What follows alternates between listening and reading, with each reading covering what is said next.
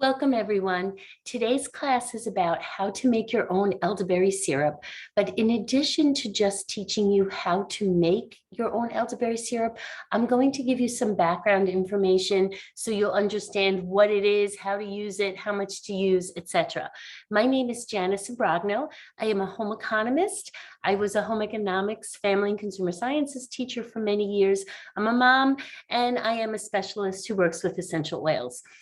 I'm very focused on the well-being of the family and having a healthy home. So that is the perspective that I come from. I'd like to share some slides just to get started. And here we go. How to make your own elderberry syrup.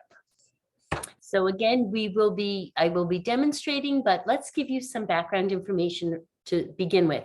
If you would like more information, this is my website, homehealthandspirit.com. There are a lot of articles on this website about healthy living, including one about elderberry syrup. But I also want to tell you that as much as I know about the well-being of the family and the happiness and the health of the family, I am not a medical professional. So always consult your own medical professional when it comes time to make decisions that are going to affect your health. So I want to stop the screen share for a minute and just give you a little bit of a perspective. So we're going to work with elderberries today. I told you that I work with essential oils.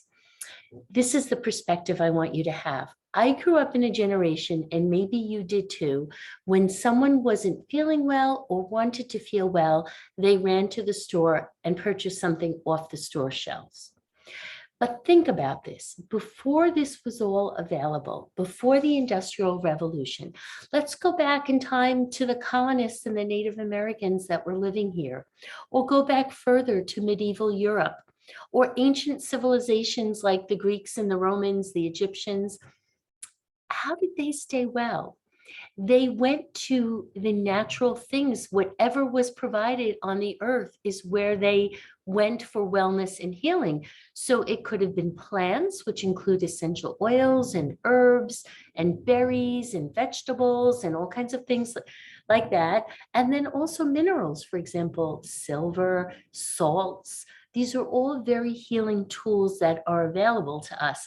So I just want you to have that perspective that I'm not saying don't buy things in the store, and I'm absolutely not telling you not to go to your doctor.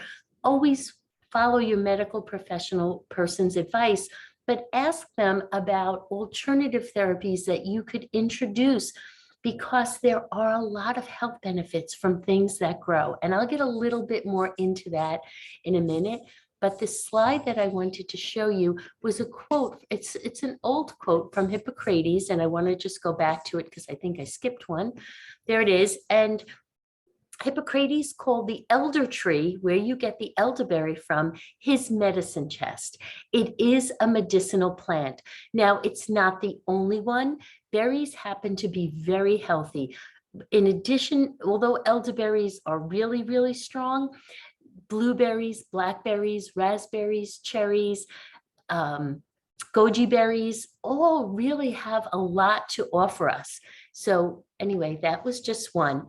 Now, here are some nutrients from a cup of elderberries. This is not the syrup. I just want you to get a frame of reference for what nutrients these berries provide. So there's the usual protein, fat, carbohydrate, fiber, water, calcium, iron, magnesium. It has vitamin C, vitamin A, and potassium. So it does offer a lot. But in addition, it offers micronutrients or phytonutrients, especially flavonoids and anthocyanins. So we'll get a little more into that in just a second. So here's another slide with some benefits. Besides containing antioxidants, it reduces and relieves inflammation. It supports your immune system. Studies have shown that it really helps reduce the severity of colds and flus. It could help your heart. It could help gingivitis. It could have a diuretic and constipation relieving effect. And there are a lot of research articles right down here. I have one link to a PubMed And if you would like to stop this video and copy this down or screenshot it, feel free, but you could look up some of the benefits of the elderberries and you will see studies done on some of these different things. Let me stop for just a second and explain what an antioxidant is. Have you ever cut, you probably all have, you cut an apple, it turns brown. That's oxidation. Oxygen reacts with the cells in the apple and it turns brown. Well, it happens in our bodies too, just normally through our normal process of metabolism. Different parts of our body oxidize, and then we're exposed to so many harmful synthetic and chemicals that are not good for us. So when you read that something has antioxidant effects or it contains antioxidants, that's really good it's really, really good for your body. All right, I'm just going to go back to the elderberry slide. So you can already see, you're getting a sense that these are really good for you. So this is kind of popular now. And why do people take it?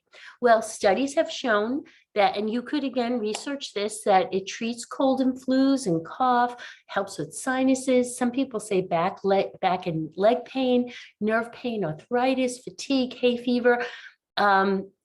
Reducing the risk of cancer and dementia. There's just so many studies out there. Again, there is a lot of healing in plants. And as I mentioned before, it's also high in flavonoids, which are plant-based antioxidants. It's higher than those other berries that are listed, but those are all great too. So, and it is, again, a good source of vitamin C. Now, you might want to think, well, can this be dangerous? So this is really important. I want you to know that you must cook the elderberries. Raw elderberries, like today we're going to use dried elderberries. You can see them in the package. If you were to eat those raw, you would have a lot of stomach upset. So you don't want to do that. Also, if you're taking a medication that is reducing your immune system, then you don't want to take it because elderberries help rev up your immune system. So if you are on an immune suppressing medication, of course, speak to your doctor. You don't want to overdo it. I'll go over dosing, but if you overdo it, it could have a constipation relieving effect, a relaxative effect. It could be a diuretic. The recipe that we're going to make today has raw honey in it. You never give a child under 1 year of age raw honey. The reason we use raw honey is because it has antibacterial properties. So it's helpful to us, but it could be dangerous for a child under 1. So always check with your doctor. I want to also mention, if you're vegan, don't worry, you don't have to put the honey in it. Nobody has to put the honey in it, but you can use molasses or maple syrup or agave as a substitute. Okay. And let's just see if there was anything else I wanted to go over in precautions. Again, always check with your doctor. And I think that was it. Okay. All right, how much should you take? So I did a lot of research, and this is the standard dose. Usually adults take a tablespoon a day. If you feel you specifically want to prevent a cold or flu, then take 1 to 4 tablespoons a day, space it out. Don't take 4 tablespoons at once. I mean, you can, but it's better to space it out. If you're actually treating a cold or flu, take 2 tablespoons 3 or 4 times during the day, space it out. Always check with your doctor, especially for children, and their doses average a half to a teaspoon per day. And again, I want to emphasize, if you're putting raw honey in the recipe, never give a child under 1 year of age raw honey. This is my son, James, and he likes to help me make elderberry syrup. I can't help talking about my children. James is my oldest. He has autism. He's high functioning. He lives in a group home. He has a tablespoon of elderberry syrup every morning. And when he's home, as you can see here, this is in our house, and he is helping me make it. He's really good with it. So, he does have special needs, and he is a young adult, but you can have children help you make this. Just don't let them eat the raw elderberries, but when children have a hand in creating something, they're more likely to want to take it. So you can keep this, I've read, up to 6 months in the refrigerator, but I am more cautious, and I've also read 2 to 3 months. because if it sits too long, it could get a little moldy. If you make elderberry gummies, they can get moldy because of the moisture. So just be careful. I like it fresh. And if I make a big batch, we always go through it because my other two children and I take it also. But if I thought it would be sitting around too long, I would freeze it. And you can do that. Just when you freeze it, use a freezer safe container and allow room for it to expand as it freezes. You can also freeze it in ice cube trays, which is a great idea. Okay, so for those of you who might be interested in gardening and growing your own elderberry, people use the elderflower, they use the elderberry. That is not my area of expertise, but this was an excellent and extremely interesting video that I found on YouTube.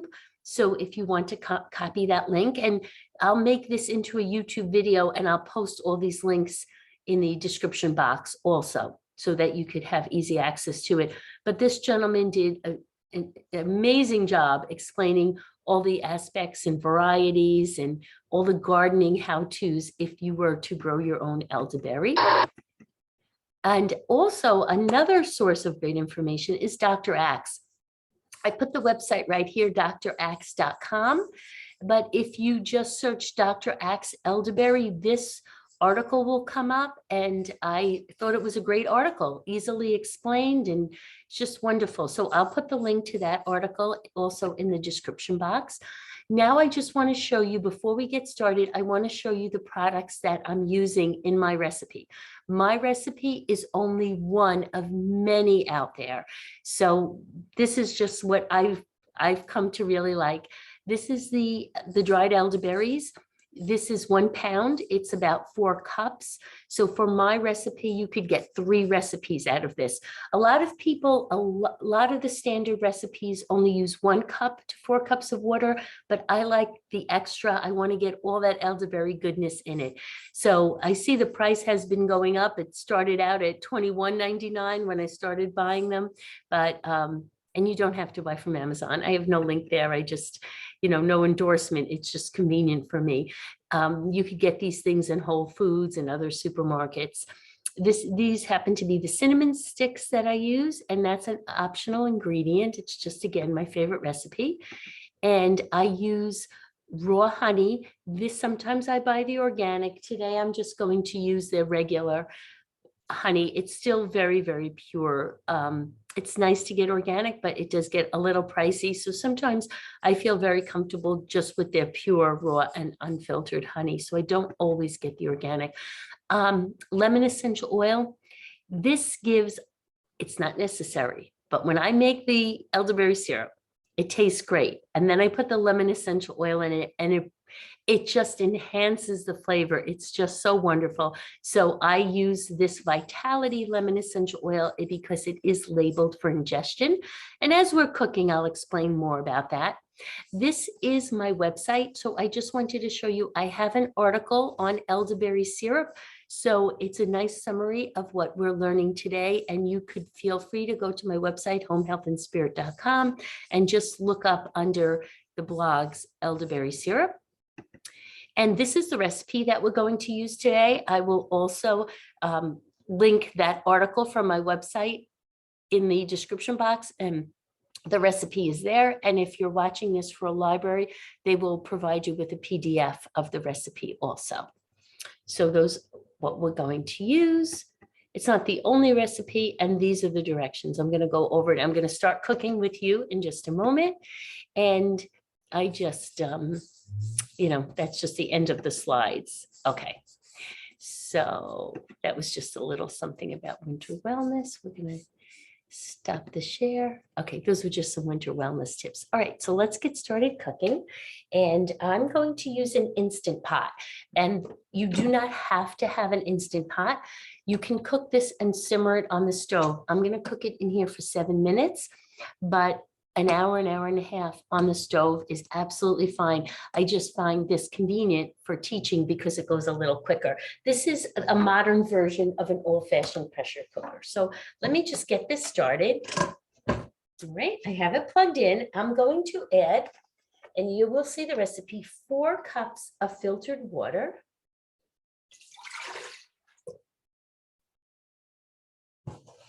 And then I'm going to add the elderberries, and I usually buy the organic, but sometimes I get their other, they're wild crafted, because it really is just as good. And I measured that in a dry measuring cup. Here's my 1.5 cups. Now, as I said, a lot of the recipes that are out there will use 1 cup of elderberries to 4 cups of water. This is only one recipe. This can be modified. You can have variations, but it's just what I came up with experimenting that I really like. Then I'm going to use the organic cinnamon sticks. If you don't have these and you have essential oil, cinnamon essential oil, I'm going to show you. They do have a cinnamon bark essential oil. You have to be very careful because it's very potent. They're very concentrated. So I've used the oil and I've made it a little bit, you'd have to be like a real cinnamon lover. So I'm not going to use it in the recipe. I'm going to use the cinnamon sticks. But if I have somebody that wants it really cinnamony, I'll put a few drops of that in after it cooks. So let's just do 1, 2, 3, 4, 5, 6. And then I took an organic orange and an organic lemon, and to save time, I already juiced them. So I have an electric juicer. Let me just show it to you just so you can see what I did. You can also do it by hand. This was a very convenient appliance. I always wash these before I use them, cut them in half, juice them, and I'm going to set this juice aside, and I'm going to set the honey aside for after it cooks. But I'm going to take the citrus peels and I'm going to put them in there. Talk a little bit about that, and then we'll cover this up and we'll get it started. Again, if you don't have an Instant Pot, just put this all in a heavy duty saucepan, put it on the stove and simmer it between an hour and a half. So I'm going to pressure cook. I'm going to take off, keep warm, and I'm going to start it. All right, so this is, oh, and the vent is closed. I have the vent closed on this. So I'm going to push this aside and talk about a few other things. Now, there's 2 steps in having this cook. As I told you, it takes 7 minutes, but it has to reach pressure. So the reason this cooks so fast is because it's under pressure. And years ago, they weren't electric, they were stovetop pressure cookers. And like people could cook like chicken and rice and, other dishes really, really quick in a regular pressure cooker. So that's what an Instant Pot is. It's not the same as a crock pot. So you can't substitute crock pots. This cooks fast at under pressure, and it does get very hot. Slow cookers cook at a lower temperature over a long, long time. So please don't substitute a slow cooker for that. So a couple of things while this is, so the 2 steps. It's going to take, even though the cooking will only take 7 minutes, it's probably going to take just as long, 7-ish minutes, just to reach pressure. So we have a few minutes to talk. I'm going to measure the honey, talk to you about other things having to do with elderberry syrup and winter wellness. And then we will wait for this to reach the pressure. We'll hear a beep, and then we know we have 7 more minutes. Okay, so there's a couple of things we'll talk about. Let's talk about the store-bought version of elderberry syrup. Now, this is fine. I don't prefer it though. This was very expensive. This was 4 ounces, and I bought it in Walgreens. It was $14.99. I've seen it less expensive, but that was very expensive for that much. Today, we're going to make my recipe makes about 5 cups, which is going to be, we're going to fill it up in here. And so I would say this would cost very, very approximately. And again, some of the prices vary, but I'm going to say about, say it makes 5 cups. I'm going to say, wait, I just want to get this right. 5 cups, it should be, okay, that 5 cups, let's do 4 cups would be 32, and it should cost about $15. let's just say very, very average to make one recipe, whereas this costs $15.99, and look at the difference in size. So thanks for bearing with me. I had to just figure everything out, all the ingredients, but it just, the basic principle I want to say here is that it's less expensive to make your own. The other thing is this has a preservative in it. This has elderberry extract, and instead of using honey to sweeten, which you might prefer, it does have glucose syrup. So it's elderberry extract, glucose syrup, purified water, citric acid, potassium sorbate to retard spoilage. So it will last long, and there's nothing, it's fine. There's nothing harmful with it. It comes with a little cup. Sometimes we take ours usually on a tablespoon, but sometimes we'll get those little 3-ounce bathroom cups, and we'll just take a shot of it in the morning. So that's one thing you could do with it.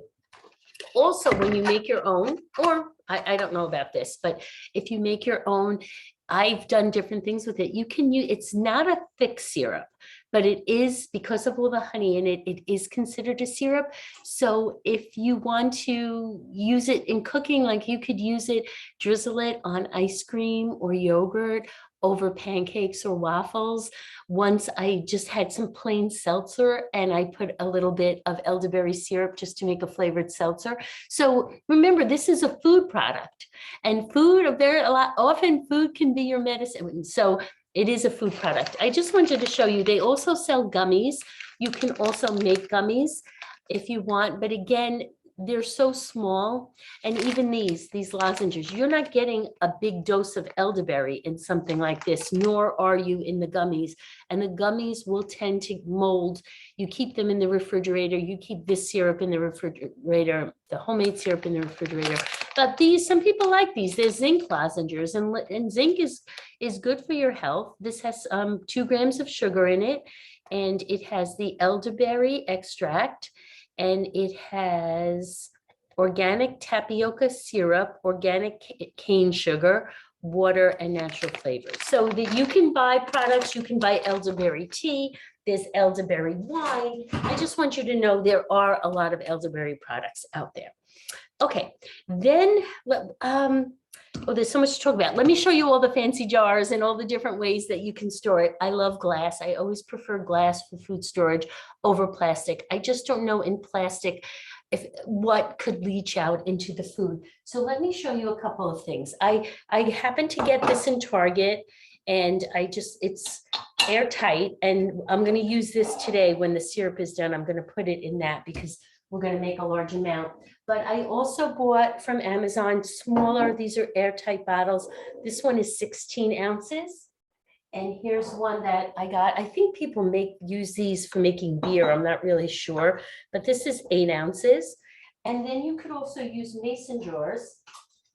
These 2 aren't filled right now, but here's a 4-ounce mason jar, and here's an 8-ounce mason jar. They come with the 2-piece lids, or I'm going to show you some plastic lids, but believe it or not, this stores the same amount. These are both 8 ounces. So let me get these out of the way and then show you. I also love to give these as gifts, so you can decorate your elderberry syrup bottles. I also, with the long thin ones, I like to reuse the bottles. So I bought some bottle brushes because you want to keep them clean. So as far as mason jars go, here are some larger mason jars, and I put a little piece of fabric on them and a rubber band. This one I put a little ribbon on, but I want to show you the difference. This is a wide mouth, and this is the standard. Just take the ribbon off. You don't have to put these on. Again, these are just, to make a nice presentation. This is the wide mouth, and this is the standard opening for a mason jar. So it depends. You might like those kind of jars or this, and you could pour. This is a 4-ounce bottle, and I made my own label to put on it. And this is the same size as the store package. You could just pour a little on your spoon. So whatever you find convenient. I also like the wide mouth because I would never double dip, but you can put your spoon in there and get some out. So this is some elderberry storage ideas, and everything is always nice with a nice presentation. If you want to give people a little gift or a little taste, the 4-ounce is really nice. And I'll just give you a little idea of the labels. I don't know if any of you have purchased Avery labels, but there's not many here, but I have some different varieties. I was just playing around and being creative and printing labels on glossy paper, and you pull them out and they're round, and then I put them on here. So if you give it a gift, as a gift, you can put the ingredients, and you could put store in refrigerator if you want. All right. So let's measure the honey, and then we will talk about the essential oils. I'm going to check this. This is moving along. It still hasn't reached pressure, so we still have a few minutes. I'm going to use a glass measuring cup for honey. And as some of you may know, when you measure honey, often it sticks. So I have two little hints and tips. I love these. They just work really well. This silicone spoon and spatula, that's going to help me get it out of the measuring cup easily. But the other thing I like to do is just to very lightly grease the cup, and that will help the honey come out. So I'm going to use, this is just organic coconut oil. I want to use something that isn't going to affect the taste. So I've tried coconut oil, and that has worked very well. So I can just put a little bit on a spoon. And then I like to use parchment paper or natural wax paper. And I just need a little piece. And I don't know through the video if you can hear, but this, it sounds like it's bubbling, and it's moving, and it's getting ready. So let's just take this and let's grease the cup the best we can. This also works for anything else sticky. Let's say you're measuring peanut butter or shortening. Usually, shortening is a fat itself, so that comes out.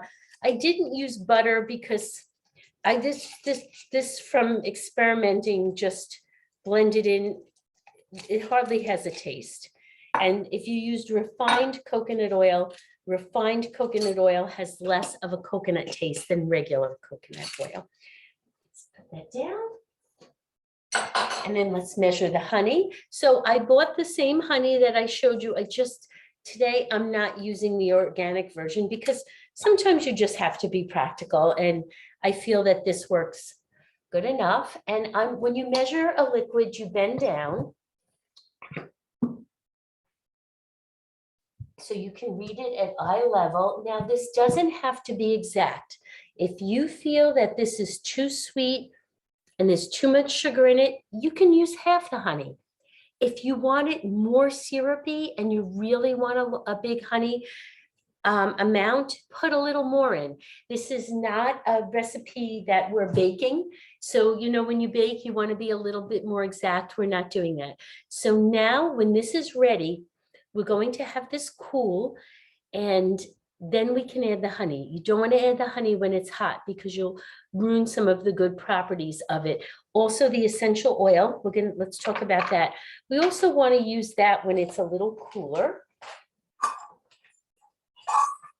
So let's put the honey and this aside, and let's talk a little bit about the essential oils and how we use these in cooking.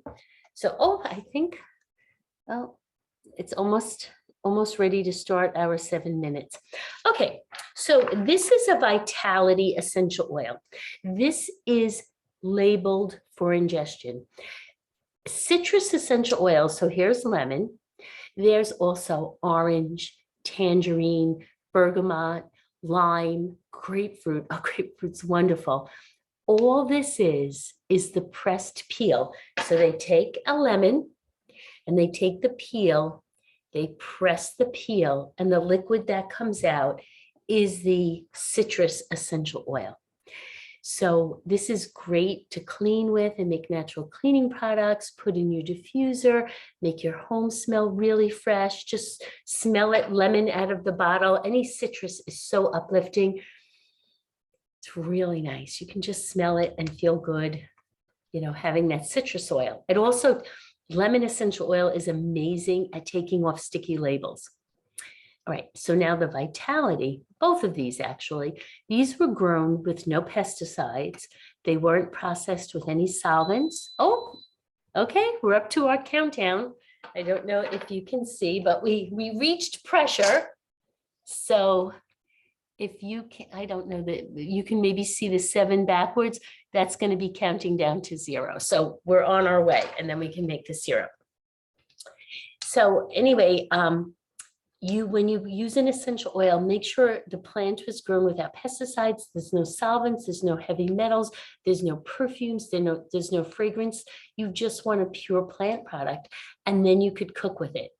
Truth be told, this is the exact same oil in both of these. It's just the lemon peel pressed. That's it. It's labeled differently because the FDA says you can't label something for topical use that you can label for ingestion. So they're labeled separately. But if a version of a food safe label is made, then it's the same as the other one. But if no food vitality version is available, then I wouldn't ingest it. And always be very careful and know what you're doing before you ingest essential oils. So let me give you a couple of ideas what else you could put in the elderberry syrup. I found that I just like the lemon. I put 6 drops of lemon when I'm all done. It enhances the flavor. It makes it fresh. It gives it that little lemon tang, and it's delicious. I have used, as I told you, I've used cinnamon bark, and this is very concentrated. So I would either not put the cinnamon sticks in or just use 1 or 2 drops if you want it really cinnamony. Now, what's interesting, I'm going to just show you a couple. There's cinnamon bark, there's clove. Now you can, thieves, here's clove, here's thieves. So ginger. So let's just say you want to put some ginger in here. You could actually get a piece of ginger and grate it and put it in. That's fine. If you want to get a couple of cloves, you can put a couple of cloves in there. And I'm going to explain why these are so healthy. But if you have the essential oil, you can put a drop or 2 in when you're done. But I wouldn't overdo it, and I wouldn't do too many of them. Those are the ones I think that are best for this recipe. I'll show you what else is available and how to use it, but let me explain the value of it. So plants have an immune system. Plants have to fight off bacteria and viruses and fungus just like we do. So there are chemical compounds in the plant that are very antimicrobial. So when they make the essential oil, now I told you how they do the citrus. The other plants, they get this big vat. It's it's like a big metal, like 14 feet, gigantic. It's down in the floor. It's tremendous. They fill it with the plant product. It could be the flower, the stem, a bark, a leaf, a root, a grass, but part of the plant or a whole shrub or all the pine needles on a tree, whatever it is, they fill up this vat, they close it up, they have machinery, and they use steam.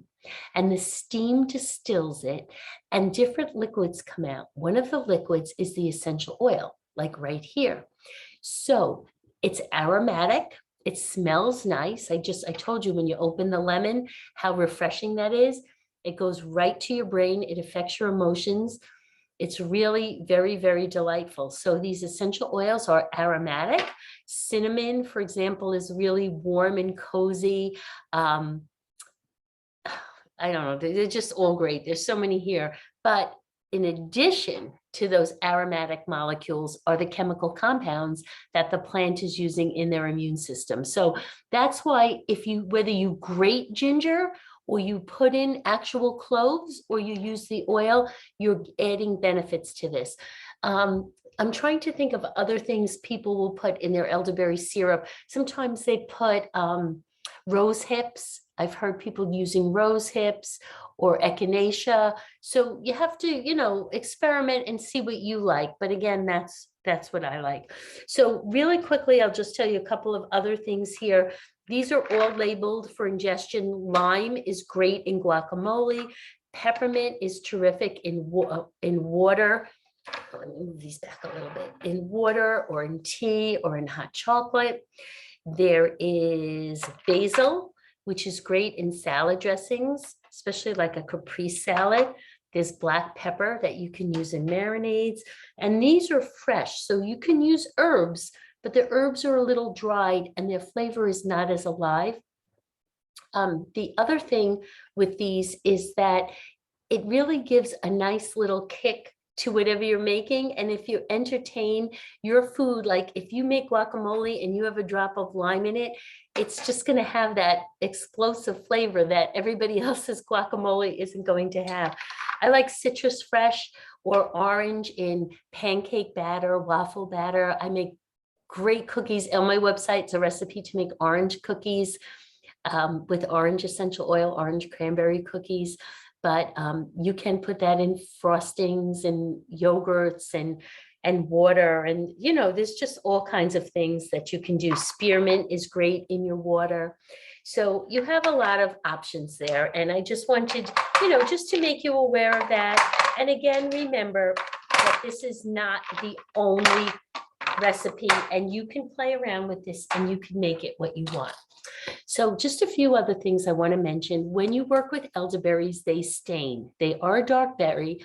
I haven't had much trouble. If you could see, I happen to have dark countertops, so that works. But you'll see when I'm pressing, some of the berries will get on the spoon and all. So I want you to, you know, to make sure that you're aware, like don't wear good clothing when you're making the elderberry syrup. I have, oh, you know what? I'm going to grab my pot holders right now because this is going to be hot and this will be coming out soon. We have 1 minute. I'm going to grab my pot holders. I'm also going to grab 2 ice cubes because we're going to want to make this cool really quickly. So let me just grab the pot holders right here. I was just thinking about them because they're dirty, and they're dirty because they've had elderberry in them. So I'll have these ready.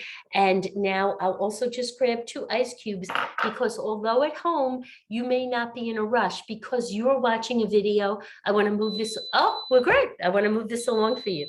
So I'm going to just hit cancel. And I'm going to give that a second word. Oh, did I not hit cancel? Yeah, I did. Okay, so it's done. Oh, I always forget. It's hot. If you ever, I didn't burn myself, but if you ever burn yourself, run your hand under cold water. I'm going to do it just for comfort, but I didn't burn myself. And lavender essential oil is really good for your skin. But I always forget the top part of that does get hot. But I have my pot holders. I have a thermometer. Let me grab the ice cubes. And now we're going to make our elderberry syrup. Thank you for your patience while we got that all together. So we're going to grab 2 ice cubes. And actually, I won't have to run it into cold water because I'm just holding the bottom of this ice cube tray, and that should do it because it didn't really burn. Let me put this aside. Okay, now, when I open this up, steam is going to come out. I don't know your camera view, but I'm going to open this vent and a whoosh of steam is going to come out because that's the pressure being released. Sometimes I'm concerned. I have a little shelf here. I don't know if you can see, but I don't always want it to hit my cabinets. I'm going to move this over just a little. But then somebody taught me a trick and she said you could use a paper towel or a towel to direct the steam. So anyway, I'm going to open the vent now. Okay. Again, I don't know if you could really, let's see if I put something here. Maybe this pot holder. You can probably hear it, but a bunch of steam is coming out. And if I don't want it to go a certain way, I can just hold this above and direct it. But we have to let the pressure out, and then it's going to let me open it. And then I have, well, that's finishing up. I have an 8-cup glass measuring cup and a strainer. And that's what we're going to use. If you don't have an 8-cup glass measuring cup, you can use a bowl. I find this is convenient because it has a handle and it has a pouring spout. And I'm also going to use my 4-cup to help cool this a little quicker. I don't know if you could hear, but the steam is still coming out. And I also have a trick to press the liquid out of the berries a little quicker using a bowl. So I will keep those on the side. And we are going to start as soon as that steam is released. Well, here. Okay, it just should be about a few seconds. I want to make sure all the pressure's out.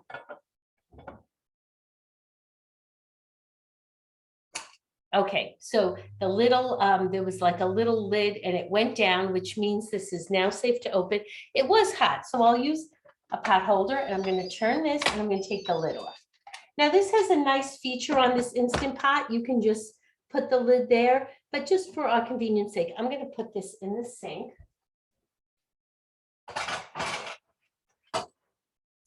And I am going to use my mitts and I'm going to do my best so that you have a good view.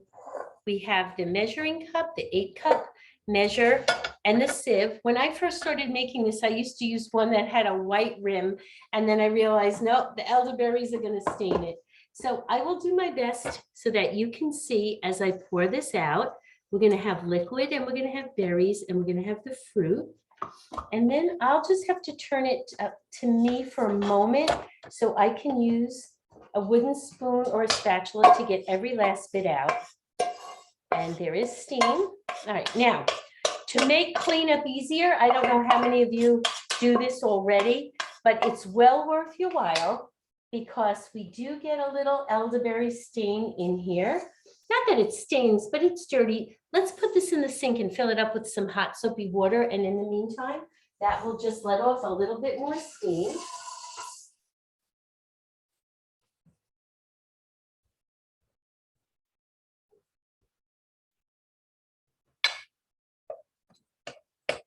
Right, and if you could see, a couple of berries did fall. I'm going to actually move this Instant Pot out of the way now because we won't need it. All right, and thanks for your patience waiting for that to cook. All right, so now what we're going to do, I'm letting that fill up. I'm going to use a wooden spoon because it won't get hot like a metal spoon, and I'm pressing the berries. Let me see if you can see how the liquid comes out.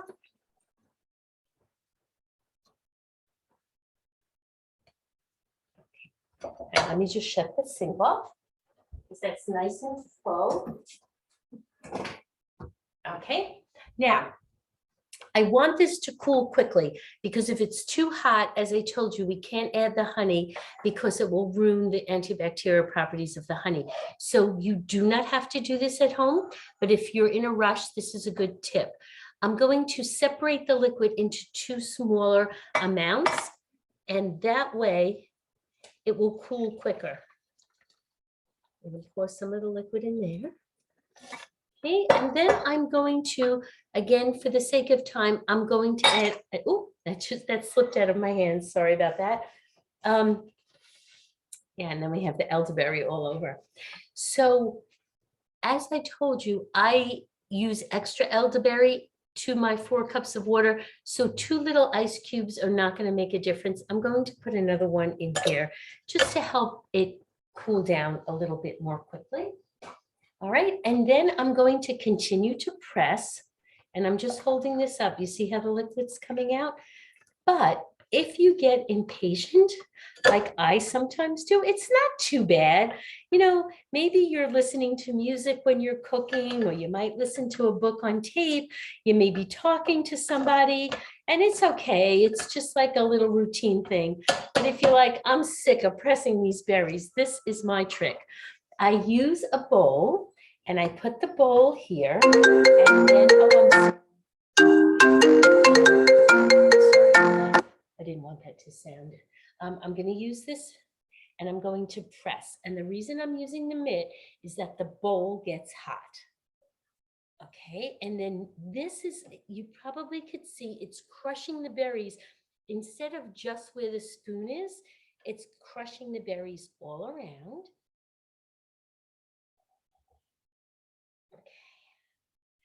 And I'm just going to keep pressing. If I get tired, I just switch my hand, and you'll get a lot of liquid out of your elderberry. Right? And then when you're done, I just want to show you, it does get a little messy. You can see. So I'm just going to put this in the soapy water. Right? And then if you want to take a few more presses, you can. Now, Up until now, I've just been discarding this when I'm done, but I did learn from somebody on YouTube. She'll take these elderberries and she will freeze them in ice cube trays. And then to make an elderberry tea, she'll take that frozen bit of elderberry and put it in a tea ball and steep it in some water and make elderberry tea. So there's other ideas that you can use. And I think I pretty much got that good. So I'll just put that aside. And now I'm going to add the orange and lemon that we had squeezed earlier. And I'm going to stir that in. And this still seems pretty hot to me. It's nice to have a thermometer because if you have a thermometer, you can actually test the temperature. It doesn't have to be exact, but right now it still feels very, very warm. I like to go somewhere between 118 and 115 degrees. If you were really in a rush and you really wanted to add the more ice, you can do that too. So let me just check the temperature and see approximately where we are. And then when the temperature is right, we're going to add the honey, a few drops of the Vitality lemon, and then we'll pour it in a bottle. It'll be all done. So I think actually this is pretty good. Let's see. Well, it is moving up. It's at 108 right now. 109, 110. 111. We really don't want to go past 115, 118. So we may need to give it another minute. Well, 113. Let's see what this one's at. Let me just clear it. And we'll have to put them together.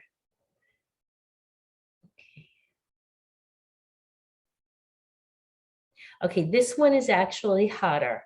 All right, this is hotter because there was more in the bowl and this bowl was bigger. So let's just get that down into, oh, and because I added the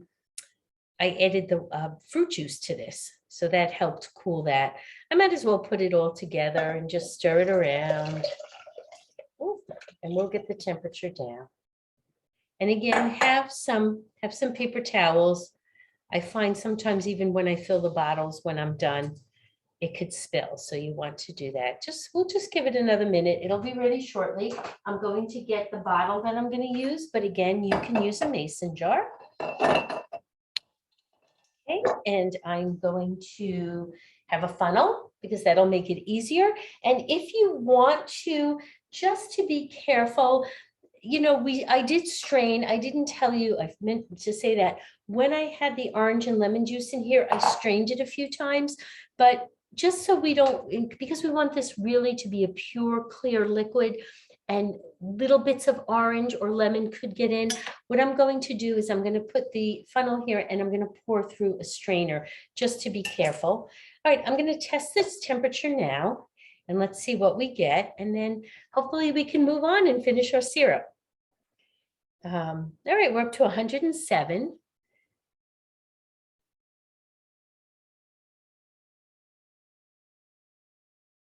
All right, it's getting high. It's 117. So let's just give it another minute and then we should be okay.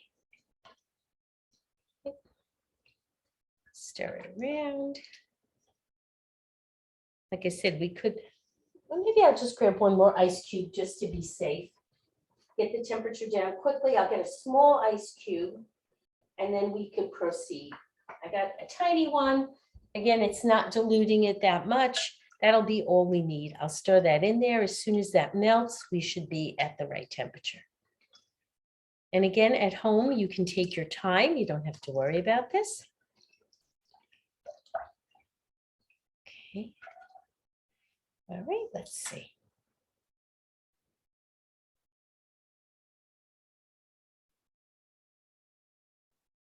Okay, we're much better. It's not moving up as fast. All right, perfect.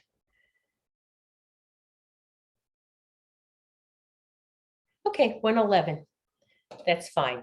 So I'm going to use the spatula or the spatula spoon. Either one is fine, and you'll see how easy the honey comes out.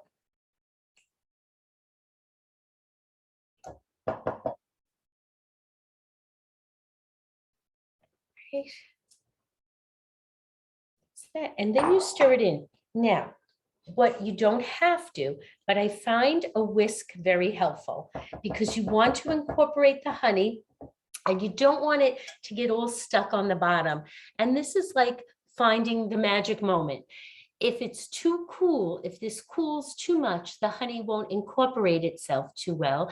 And I already told you why it's important not to put the honey in when it's really, really boiling hot. So just stir that around. But like I said, this whisk works really well.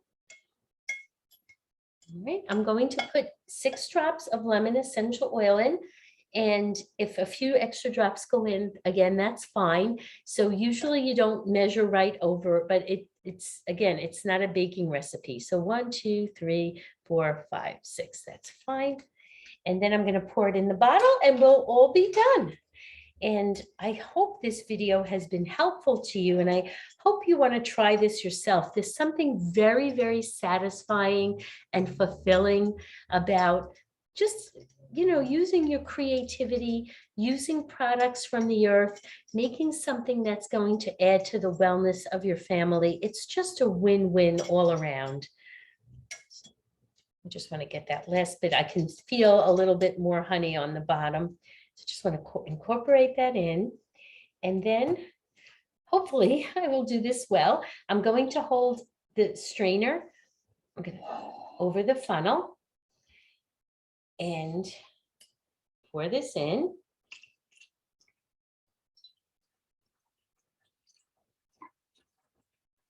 There we go. This is a really big bottle. This is a, oh, I went a little ahead of myself. This is a family size bottle. Let me just let the funnel catch up. You could see already there's a little bit of product fiber on the strainer. Let's get more in there. Again, I'm a little ahead of myself. I have to let the funnel drain.